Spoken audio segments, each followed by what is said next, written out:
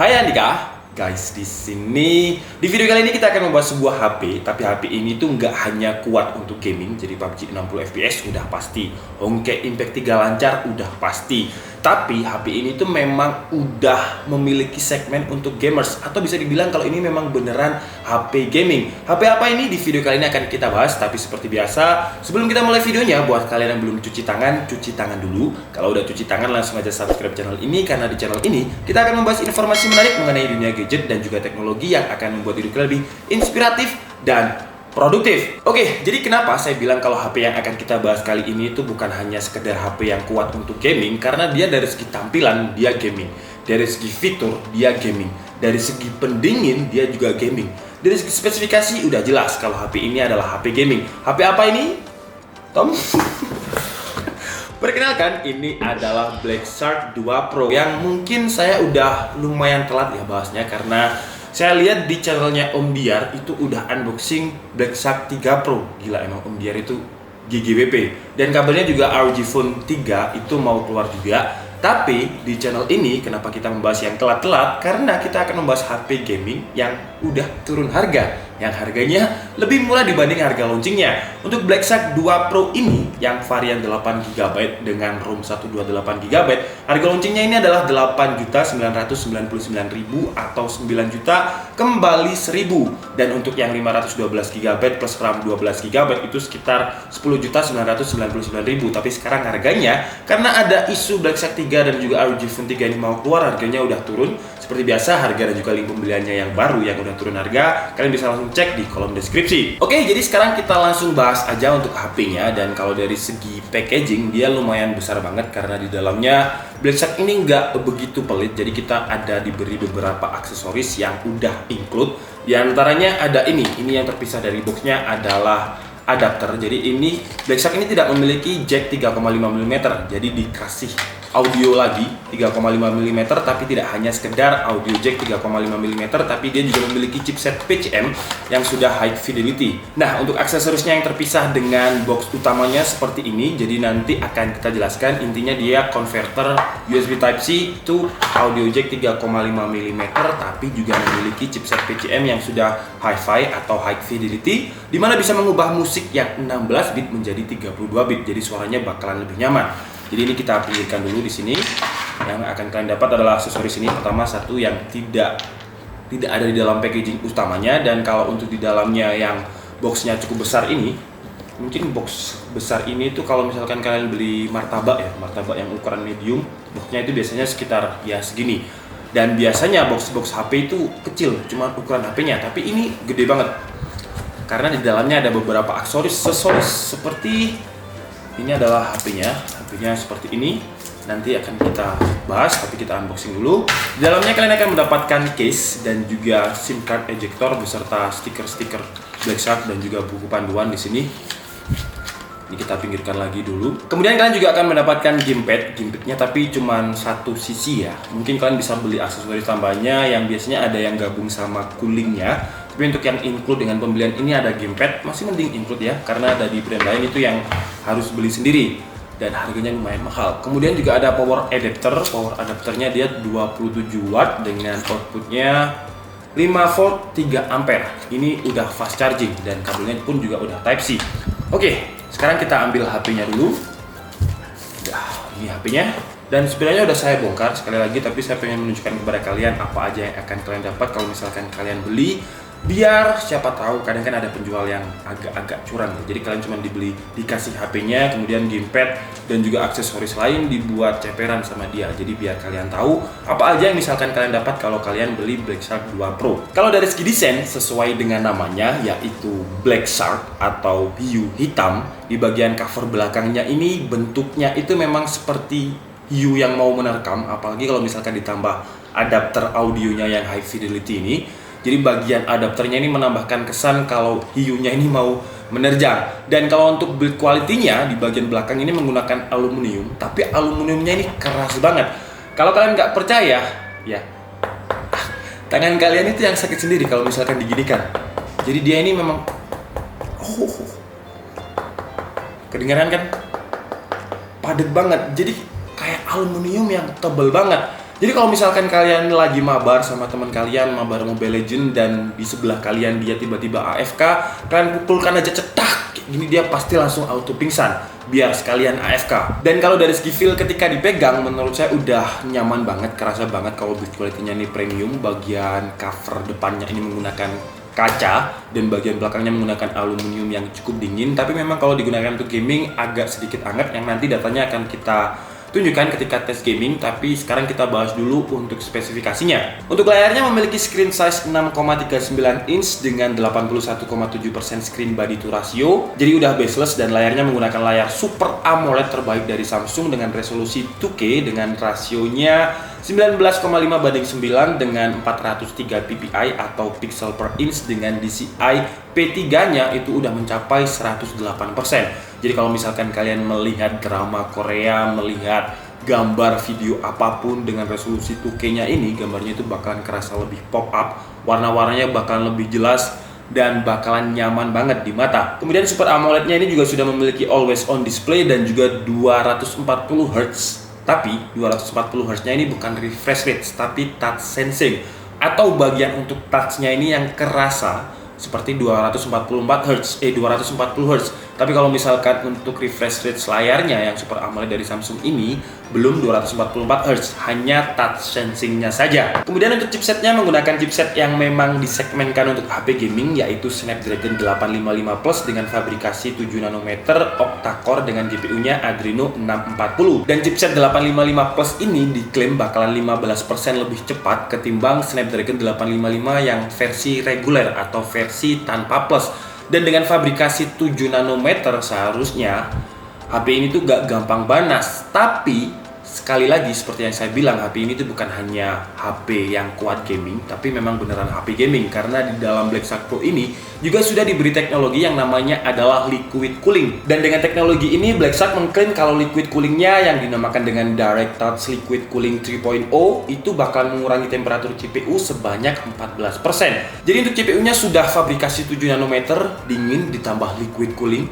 tambah dingin. Kalau misalkan kalian merasa kurang dingin, kalian bisa beli cooling padnya yang sayangnya nggak diinkludkan di dalam paket pembeliannya. Saya cek tadi untuk harga coolingnya itu murah kok, sekitar 400.000. Dan kalau kalian merasa dengan cooling eksternal juga kurang dingin, ya mungkin kalian harus main sambil masuk kulkas. Kemudian untuk memori RAM-nya 8GB dengan memori internal 128GB dan perpaduan antara Snapdragon 855 Plus dan juga RAM 8GB ini menurut saya udah cukup banget kalau digunakan untuk gaming hits di 2020. Dan sebelum kita masuk ke tes gaming, kita tes benchmark dulu untuk Snapdragon 855 Plus di Black Shark 2 Pro ini mendapatkan skor berapa. Pertama kita coba dulu di AnTuTu Benchmark versi 8 yang sekarang nggak bisa download di Play Store karena udah di-banned Google. Dan skornya di Black Shark Pro 2 ini mendapatkan skor 381.621. Kemudian di software benchmark yang kedua kita menggunakan 3D Mark dengan driver Slingshot Extreme dan hasilnya untuk yang OpenGL mendapatkan skor 6.202 dan untuk Vulkan-nya mendapatkan 5.411. Kemudian untuk benchmark menggunakan Geekbench 5 di performa single core-nya mendapatkan skor 426. Kemudian untuk performa multicore-nya mendapatkan skor 1854. Kemudian kalau untuk baterainya berkapasitas 4000 mAh dan seperti yang saya bilang tadi kalian akan mendapatkan fast charging 27 watt. Yang kemarin ketika saya coba untuk 25 ke 100% itu gak ada sejam, tiba-tiba udah penuh. Tapi saya nggak ngitung berapa, tapi nggak sampai sejam. Dan kalau untuk konsumsi baterainya, ketika kemarin saya coba untuk main PUBG, tapi masih di stage awal, jadi 100% itu dalam 3 kali pertandingan PUBG itu bisa habis 20%, jadi sekitar 80% sisanya. Tapi kalau digunakan untuk video playback tanpa koneksi wifi, jadi kita putar video looping tanpa koneksi wifi di HP ini, itu lama banget, bisa bertahan sekitar 19 jam 25 menit. Oke, jadi sekarang kita coba main game PUBG dulu, dan di sini kita menggunakan settingan defaultnya yaitu HDR plus Extreme tanpa bantuan GFX tool. Jadi spesifikasinya Black Shark ini memang mampu untuk menggunakan settingan HDR plus Extreme tanpa harus menggunakan bantuan dari GFX Ultra. Dan enaknya HP Black Shark ini juga memiliki fungsi monitoring, jadi kita bisa monitoring FPS, kemudian baterai drain, kemudian temperatur baterai dan juga speed CPU. Jadi kalau misalkan kita ngegame, kita bisa memonitoring nih, kita dapat berapa FPS, baterainya itu lagi panas atau enggak, CPU-nya ngeload berapa GHz. Itu bisa termonitoring melalui software bawaan dari Black Shark yang namanya adalah Game Deck. Dan ketika in game kita bisa slide di pojok kanan dan akan muncul menu pop up untuk game decknya. Dan di sini banyak banget menu, mulai dari performance, dashboard, kemudian touch sensing. Jadi touch sensing ini gunanya untuk melock kuncian kalian. Jadi kalau misalkan di iPhone itu ada namanya 3D touch.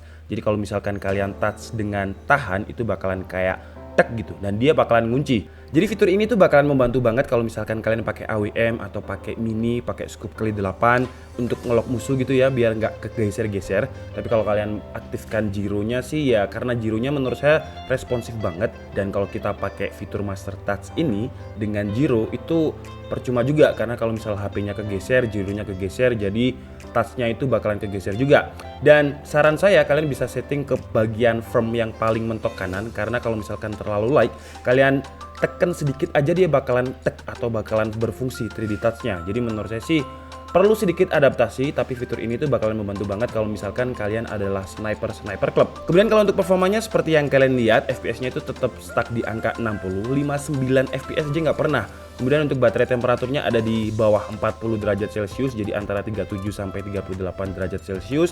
Dan untuk speed clock CPU-nya itu ada di bawah 2 GHz atau sekitar 1,7 sampai 1,8 GHz. Jadi kalau untuk PUBG Mobile aja sih menurut saya terlalu overkill spesifikasinya, karena FPS-nya nggak pernah turun, padahal ini sudah pakai settingan bisa dibilang mentok rata kanan, yaitu HDR Plus Extreme dengan 60 FPS tanpa bantuan GFX Ultra. Kemudian kalau misalkan kita mau pakai gamepad, entah di band atau enggak ya, pokoknya saya coba aja gamepadnya, kalian harus atur lagi nih, karena secara default memang sudah di overlaykan button-buttonnya. Cuman kalau misalkan kalian tekan analognya ke atas, dia nggak mau lari. Jadi triknya kalian overlay dulu button analognya ini sampai menyentuh tombol lari. Karena kalau misalkan secara default tombol analognya itu dipaskan dengan tombol analog yang ada di touchscreen-nya PUBG. Nah kalau udah dibesarkan seperti ini, dia bakalan nyentuh tombol runningnya. Nah sekarang sudah berfungsi. Tapi kalau kalian tanya apakah nanti di ban, jujur saya nggak tahu. Dan kalau digunakan untuk main Mobile Legends, footage-nya hilang. Dan kalau kita pakai Johnson, pakai analog ini tuh enak banget. Jadi lebih bisa nyetir, jadi tanpa nabrak dan juga tanpa tilang kalau pakai Johnson di Mobile Legends. Di game selanjutnya kita pakai game yang sering banget kalian request, yaitu Honkai Impact 3, dan di sini kita menggunakan settingan custom yang rata kanan. Jadi settingannya itu kita pakai yang 60 FPS. Pertama saya coba di mode capture biasa, jadi tanpa co-op atau nggak main sama orang lain. Karena menurut saya ini nggak perang bandwidth ya, jadi pingnya itu bakalan lebih stabil kalau misalkan nggak co-op. Jadi kalau misalkan mau pengen lihat performa tanpa koneksi wifi yang bener-bener spesifikasi dari HP ini, ya mode ini. Dan di mode ini itu sekitar ya sama seperti PUBG, 60 FPS, turun-turun itu ada di angka 39 FPS, kemudian lancar lagi di antara 50 sampai 60 FPS, dan kalau misalkan di rata-rata itu sudah overkill banget dengan rata-rata FPS-nya 50 sampai 60 FPS. Kemudian kalau di mode co-op atau mode yang multiplayer dengan player lain itu memang nggak bisa 60 FPS, dan kalau menurut saya sih ini tergantung koneksi wifi teman kita, tergantung koneksi wifi kita juga. Dan di sini pingnya, kalau pingnya sih saya lihat hijau terus dan dia nggak bisa 60 FPS kalau di mode ini. Jadi itu ada di angka 30 sampai 40 FPS. Padahal saya menggunakan settingan yang sama, settingan yang bisa sampai 60 FPS. Dan kalau misalkan perangnya atau gelutnya ini udah lumayan ulti yang lumayan banyak, dia itu bakalan ya di bawah 30 FPS kalau misalkan lagi multi atau kita lagi perang bareng-bareng.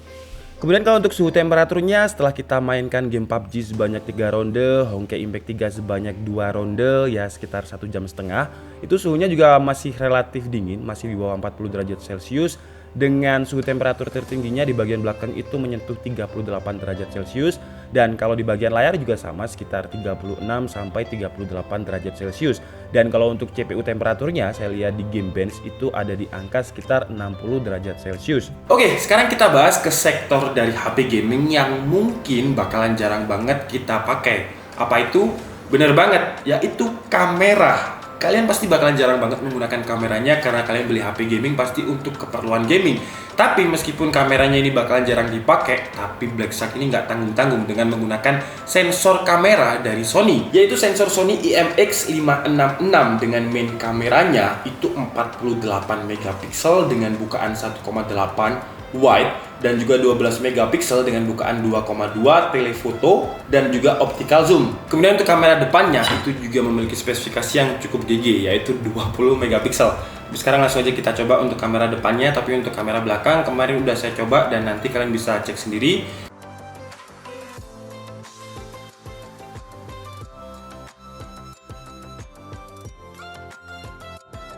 Untuk kamera depannya saya belum coba.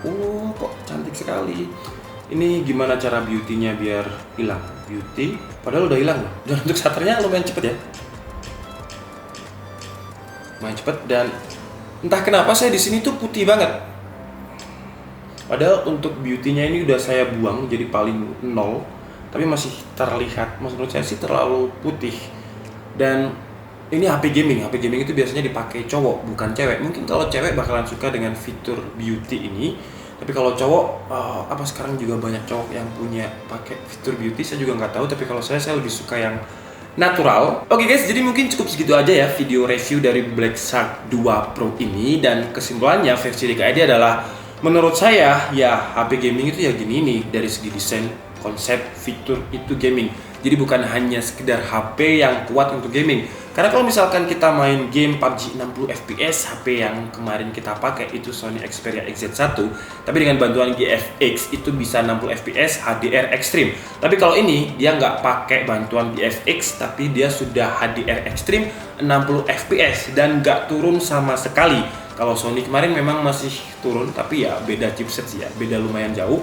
Kalau ini 855 Plus, XZ1 kemarin 835. Tapi intinya, kalau misalkan kalian cari HP gaming yang super lengkap banget, dimana kalian nggak akan mendapatkan HP gaming, kemudian charger, nggak. Tapi di Black Shark Pro 2 ini, kalian akan mendapatkan gamepad. Ini saya taruh sini, guling ya. Gamepad. Kemudian kalian juga akan mendapatkan adapter, yang adapternya ini menurut saya keren. Jadi ini belum saya bahas tadi ya. Jadi adapternya ini magnet guys. Magnet seperti ini. Terus, nah, cuman magnet seperti ini.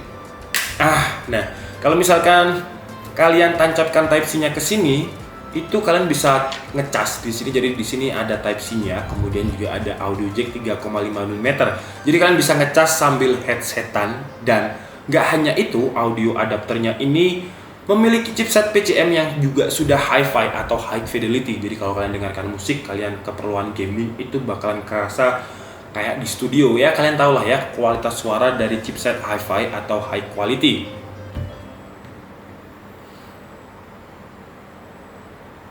Don.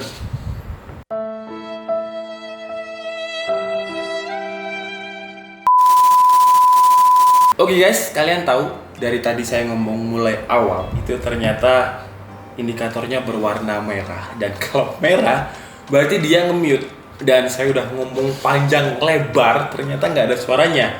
Ini harusnya diginikan dulu nih, set sampai biru baru dia ngomong. Nah ini kalian bisa dengar suara mic-nya.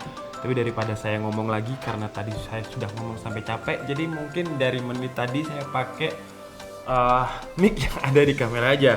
Dari sekarang kita pakai mic asli. Aduh ya Allah, sorry guys. Jadi kalau memang ya ini itu sekarang jam 1:30 pagi, jadi udah lumayan ngantuk.